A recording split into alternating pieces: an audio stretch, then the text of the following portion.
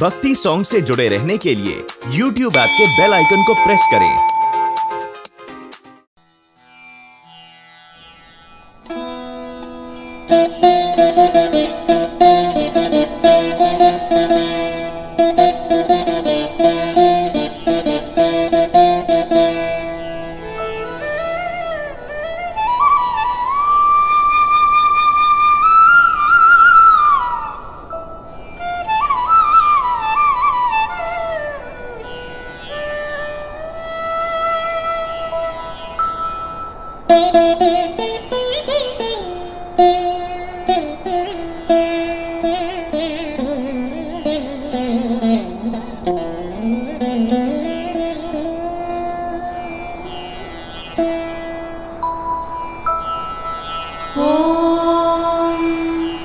शुक्लांबरधरं विष्णुं शशिवर्णं चतुर्भुजं प्रसन्नवदनं ध्यायेत् सर्वविघ्नोपशान्तये। व्यासं वसिष्ठनप्तारं शक्तेः पौत्रमकल्मषं पराशरात्मजं वन्दे शुकतातं तपोनिधिं। व्यासाय विष्णुरूपाय व्यासरूपाय विष्णवे नमो वै ब्रह्मनिधये वासिष्ठाय नमो नमः। अविकाराय शुद्धाय नित्याय परमात्मने सदैकरूपरूपाय विष्णवे सर्वजिष्णवे। यस्य स्मरणमात्रेण जन्म संसारबन्धनात् विमुच्यते नमस्तस्मै विष्णवे प्रभविष्णवे। ॐ नमो विष्णवे प्रभविष्णवे।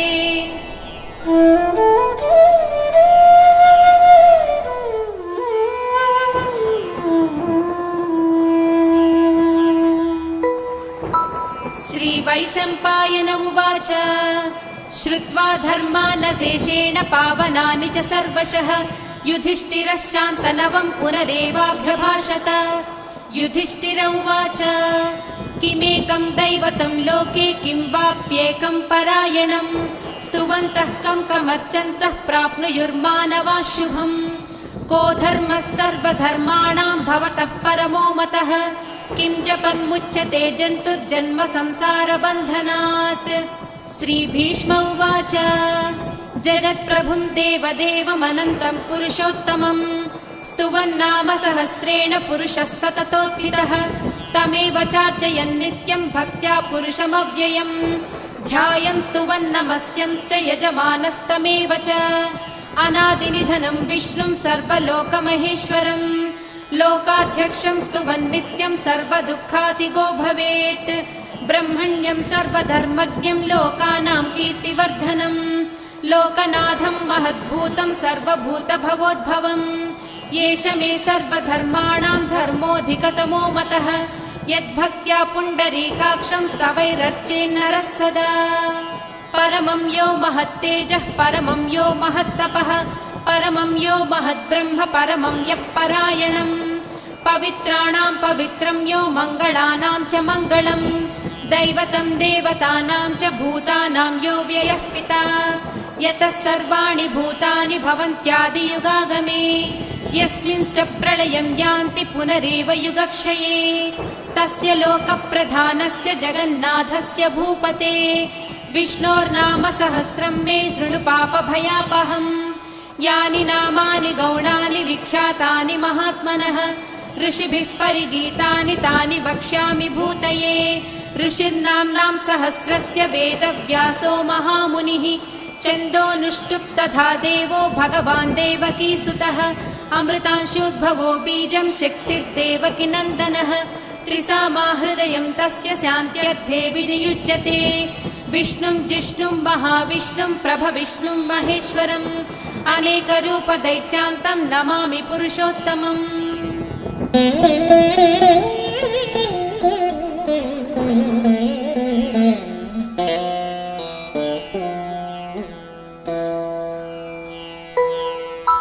अस्य श्रीविष्णोर्दिव्यसहस्रनामस्तोत्र महामन्त्रस्य श्रीवेदव्यासो भगवान् ऋषिः अनुष्ठुप् छन्दः। श्रीमहाविष्णुः परमात्मा श्रीमन्नारायणो देवता अमृतांशोद्भवो भानुरिति बीजम् देवकी नन्दन स्रष्टेति शक्तिः उद्भवक्षोभणो देव इति परमो मन्त्रः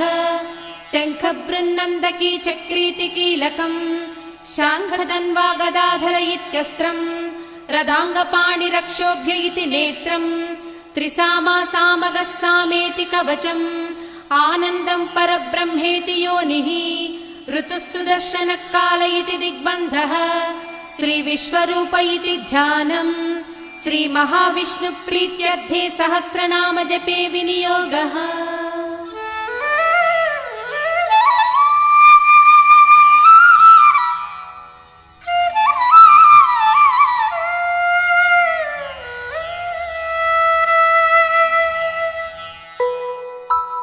ध्यानम् क्षीरोदन्वत्प्रदेशे शुचिमणिविलसत्सैकते मौक्तिकानाम् मालाक्लुप्तासनस्तस्फटिकमणिनिभैर्मौक्तिकैर्मण्डिताङ्गः शुभ्रैरभ्रैरदभ्रैरुपरि विरचितैर्मुक्तपीयूषवर्षैः आनन्दीनः पुनीयादरिनलिनगदाशङ्खपाणिर्मुकुन्दः भूपादौ यस्य नाभिर्वियदसुरनिलश्चन्द्रसूर्यौ च नेत्रे कर्णावासा शिरोद्यौर्मुखमपि दहनो यस्य वास्तेयमब्धिः अन्तस्थं यस्य विश्वं सुरनरखगो भोगि गन्धर्वदैत्यैः चित्रं रम्यते तं त्रिभुवनवपुषं विष्णुमीशं नमामि। ॐ नमो भगवते वासुदेवाय। शान्ताकारं भुजगशयनं पद्मनाभं सुरेशं विश्वाधारं गगनसदृशं मेघवर्णं शुभाङ्गं लक्ष्मीकान्तं कमलनयनं योगिहृद्यानगम्यम् वन्दे विष्णुं भवभयहरं सर्वलोकैकनाथम् मेघश्यामं पीतकौसेयवासं श्रीवत्साङ्कं कौस्तुभोद्भासिताङ्गम् पुण्योपेतं पुण्डरीकायताक्षं विष्णुं वन्दे सर्वलोकैकनाथम्। नमः समस्तभूतानामादिभूताय भूभृते अनेकरूपरूपाय विष्णवे प्रभविष्णवे सशङ्खचक्रं सकिरीटकुण्डलं सपीतवस्त्रं सरसीरुहेक्षणम् सहारवक्षस्थलशोभिकौस्तुभं नमामि विष्णुं शिरसा चतुर्भुजम् छायायां पारिजातस्य हेमसिंहासनोत्पदी आसीनमम्बुदश्याममायताक्षमलङ्कृतम् चन्द्राननं चतुर्बाहुं श्रीवत्साङ्कितवक्षसम् रुक्मिणी सत्यभामाभ्यां सहितं कृष्णमाश्रये।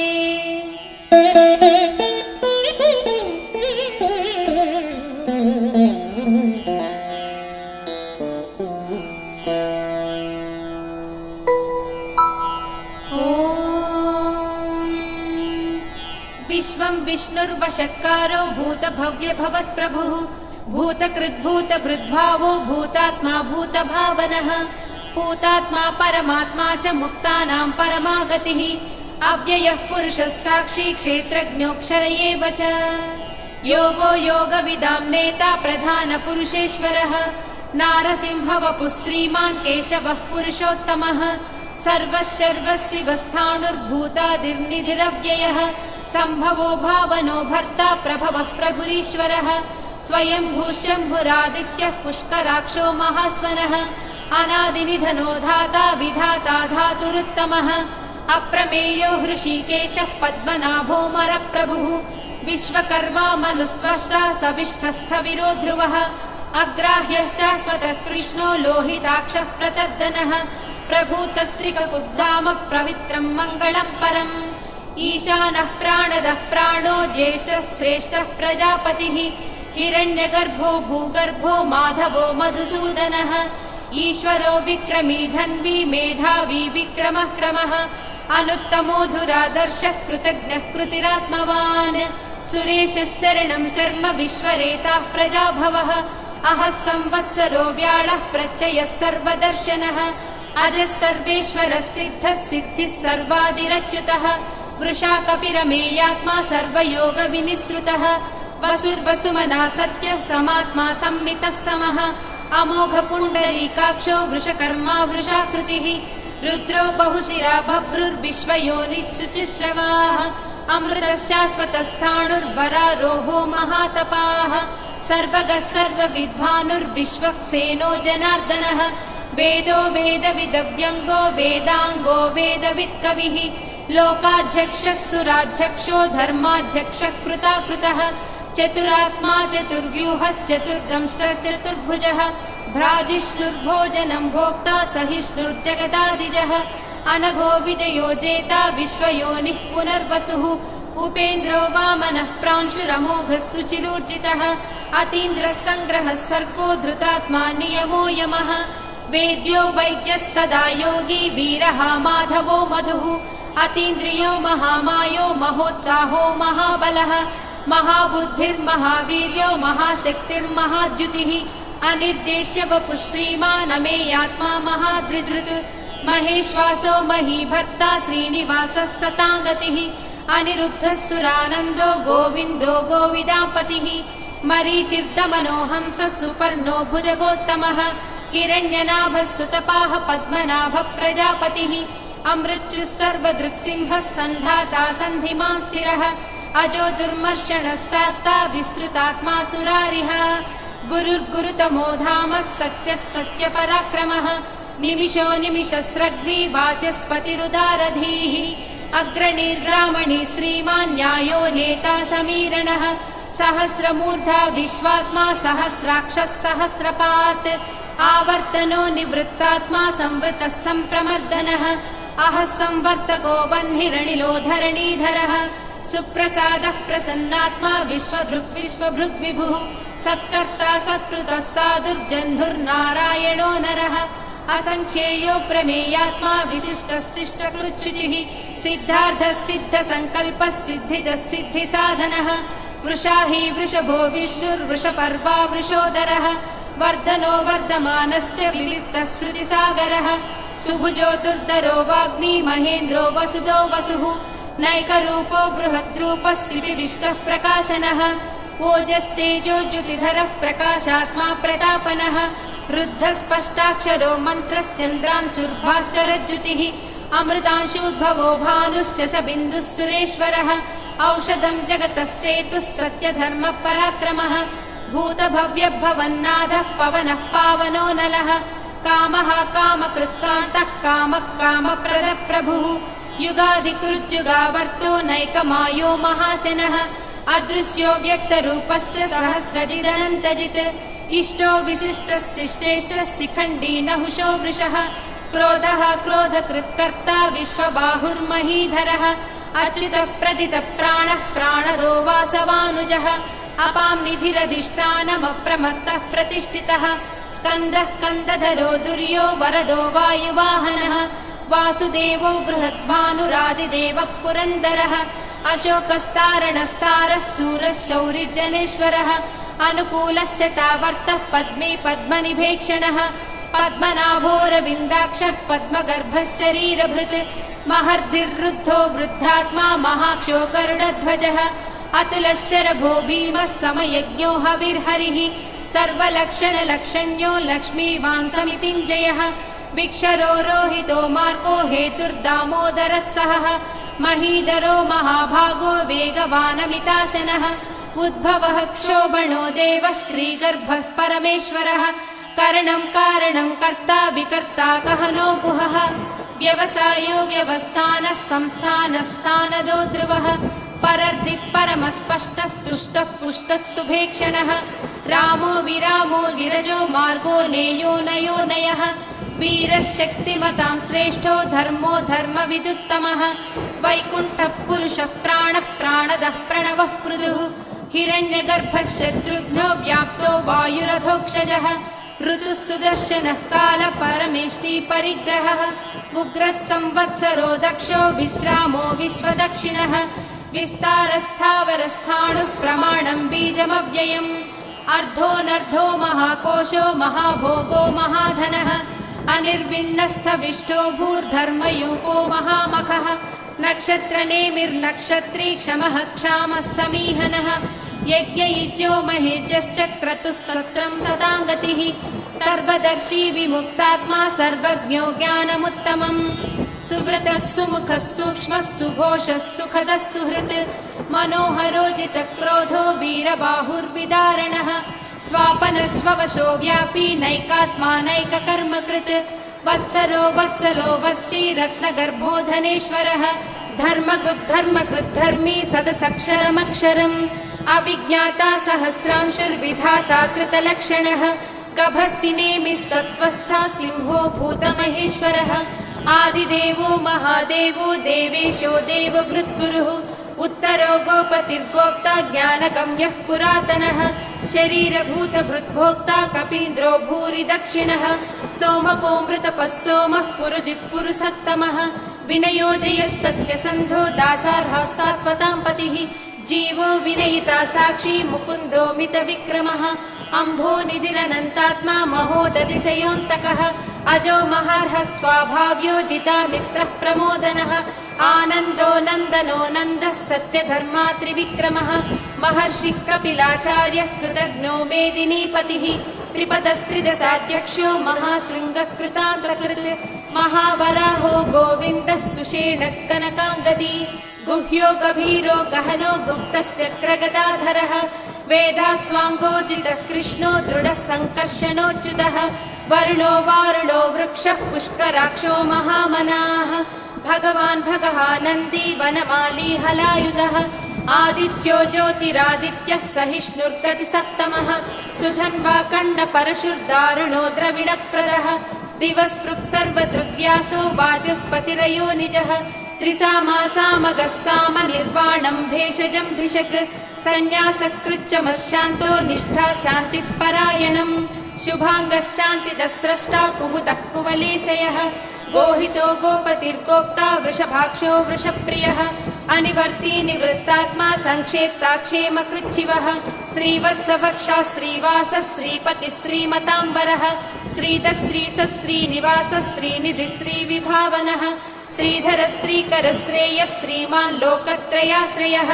स्वक्षस्वङ्गस्य तानन्दो नन्दिर्ज्योतिर्गणेश्वरः विजितात्मा विधेयात्मा सत्कीर्तिश्चिन्न संशयः उदीर्णः सर्वतश्चक्षुरनीशः शाश्वतस्थिरः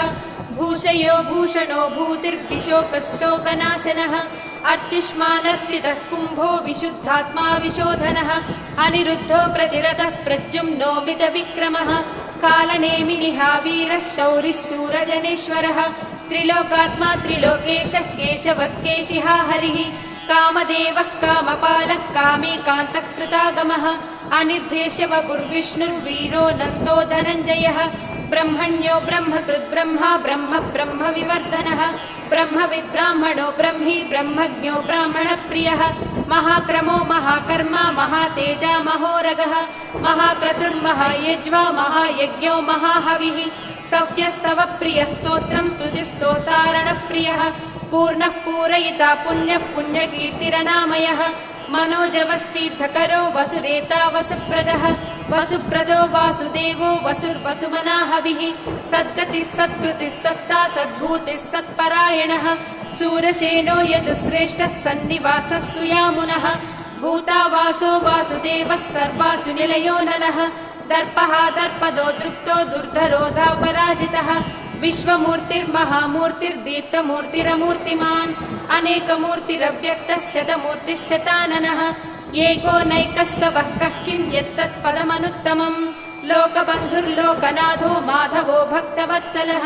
सुवर्णवर्णो हेमाङ्गो वरागश्चन्दनागदी वीरः विषमः शून्यो घृतासीरचलश्चलः अमानीमानदो मान्यो लोकस्वामी त्रिलोकधृत् सुमेधा मेधजो धन्यः सत्यमेधाधराधरः तेजो वृषो युतिधरः सर्वशस्त्रभृताम्बरः प्रग्रहो निग्रहो व्यग्रो नैकशृङ्गो गदाग्रजः चतुर्मूर्तिश्चतुर्बाहुश्चतुर्व्यूहश्चतुर्गतिः चतुरात्मा चतुर्भावश्चतुर्वेदविदेकपात् समावर्तो निवृत्तात्मा दुर्जयो दुरतिक्रमः दुर्लभो दुर्गमो दुर्गो दुरावासो दुरारिः शुभाङ्गो लोकसारङ्गः सुतन्तुस्तन्तुवर्धनः इन्द्रकर्मा महाकर्मा कृतकर्मा कृतागमः उद्भवः सुन्दरः सुन्दो रत्ननाभः सुलोचनः अर्को वाजसनः शृङ्गी जयन्तः सर्वविजयी सुवर्णबिन्दुरक्षोभ्यः सर्ववागीश्वरेश्वरः महाह्रदो महागर्तो महाभूतो महानिधिः कुमुदः कुन्दरः कुन्दः पर्जन्यः पावनोऽनिलः अमृताशोऽमृतवपुः सर्वज्ञः सर्वतोमुखः सुलभः सुव्रतः सिद्धः शत्रुजिच्छत्रुतापनः न्यग्रोधोदुम्बरोऽश्वत्थश्चाणूरान्ध्रनिषूदनः सहस्रार्चिः सप्तजिह्वः सप्तैधा सप्तवाहनः अमूर्तिरनघोचिन्त्यो भयकृद्भयनाशनः अणुर्बृहत्कृशस्थूलो गुणभृन्निर्गुणो महान् अधृतस्वधृतस्वास्य प्राग्वंशो वंशवर्धनः भारभृत्कथितो योगी योगीशः सर्वकामदः आश्रमश्रमणक्षामः सुपर्णो वायुवाहनः धनुर्धरो धनुर्वेदो दण्डो दमयिता दमः अपराजितः सर्वसहो नियन्ता नियमो यमः सत्त्ववान् सात्विकः सत्यः सत्यधर्मपरायणः अभिप्रायः प्रियार्होर्हः प्रियकृत्प्रीतिवर्धनः विहाय सगतिर्ज्योतिः सुरुचिर्भुत भुग्विभुः रविर्विरोचनः सूर्यः सविता रविलोचनः अनन्तो हृतबुग्भोक्ता सुखदो नैकदोग्रजः अनिर्विण्णः सदामर्षि लोकाधिष्ठानमद्भुतः सनातनतमः कपिलः कपिरव्ययः स्वस्तिदः स्वस्तिकृत् स्वस्ति स्वस्ति भुक् स्वस्ति दक्षिणः अरौद्रः कुण्डली चक्री विक्रम्यूर्जितशासनः शब्दातिकः शब्दसः शिशिरः सर्वरीकरः अक्रूरः पेशलो दक्षो दक्षिणः क्षमिणाम्बरः विद्वत्तमो वीतभयः पुण्यश्रवणकीर्तनः उत्तारणो दुष्कृतिः पुण्यो दुःस्वप्ननाशनः वीरः रक्षणः सन्तो जीवनं पर्यवस्थितः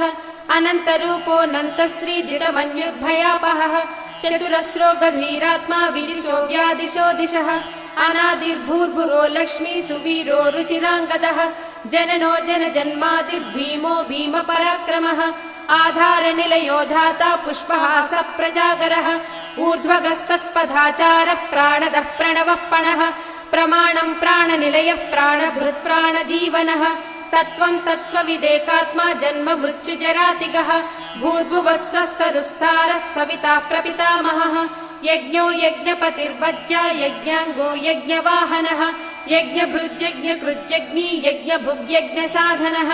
यज्ञान्तकृद्यज्ञगुह्यमन्नमन्नादयेव च आत्मयोनिस्वयं जातो वैखानः सामगायनः देवकीनन्दनः स्रष्टा क्षितीशः पापनाशनः शङ्खबृन्नन्दकी चक्री शाङ्खधन्वा गदाधरः रथाङ्गपाणिरक्षोभ्यः सर्वप्रहरणायुधः श्री सर्वप्रहरणायुधवो नम इति वनमाली गदीशाङ्गी शङ्की चक्री च नन्दकी श्रीमन्नारायणो विष्णुर्वासुदेवोऽभिरक्षतु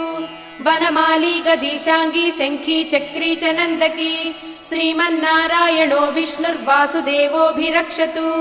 श्रीवासुदेवोऽभिरक्षत्वो नम इति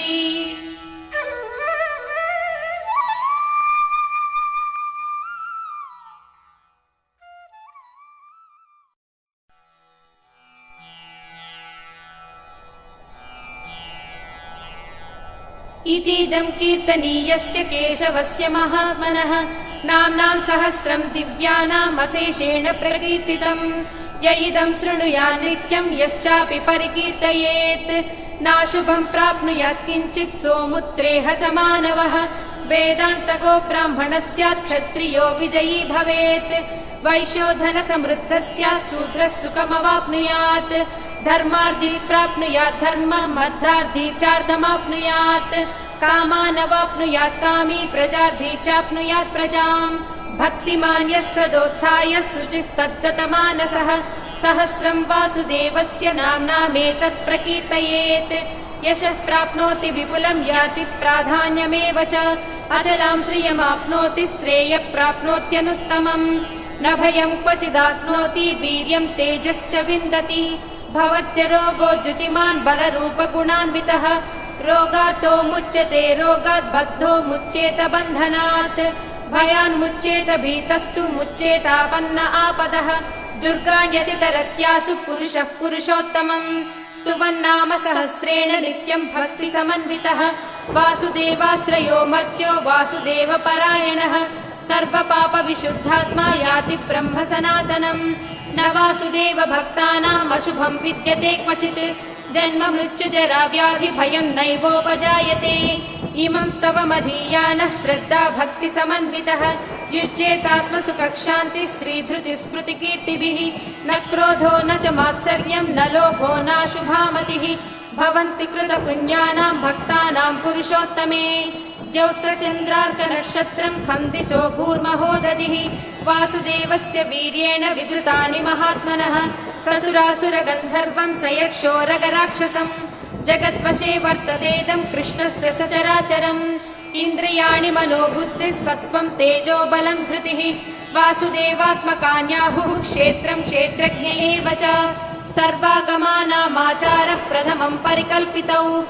आचार्यप्रभवो धर्मो धर्मस्य प्रभुरच्युतः ऋषयः पितरो देवा महाभूतानि धातवः जङ्गमाजङ्गमं चेदं जगन्नारायणोद्भवम् योगो ज्ञानं तथा साङ्ख्यं विद्या शिल्पादिकर्म च वेदशास्त्राणि विज्ञानम् एतत् सर्वं जनार्दनात् एको विष्णुर्महद्भूतं पृथग्भूतान्यनेकशः त्रीलोकान् व्याप्य भूतात्मा भुङ्क्ते विश्वभुगव्ययः इमं स्तवं भगवतो विष्णोर्व्यासेन कीर्तितम् पठे च इच्छेत् पुरुषः श्रेयः प्राप्तुं सुखानि च विश्वेश्वरमजं देवं जगतः प्रभुमव्ययम् भजन्ति ये पुष्कराक्षं न ते यान्ति पराभवम् न ते यान्ति पराभवम् ॐ नम इति अर्जुन उवाच पद्मपत्रविशालाक्ष पद्मनाभसुरोत्तमा भक्तानामनुरक्तानां त्राता भव जनार्दन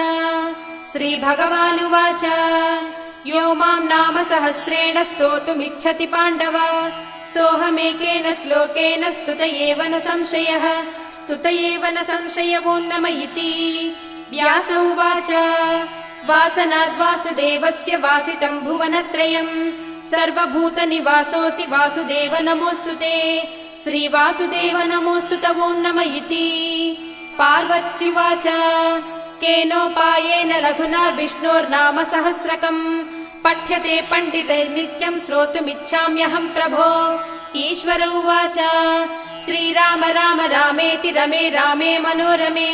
सहस्रनाम तत्तुल्यं राम राम वरानने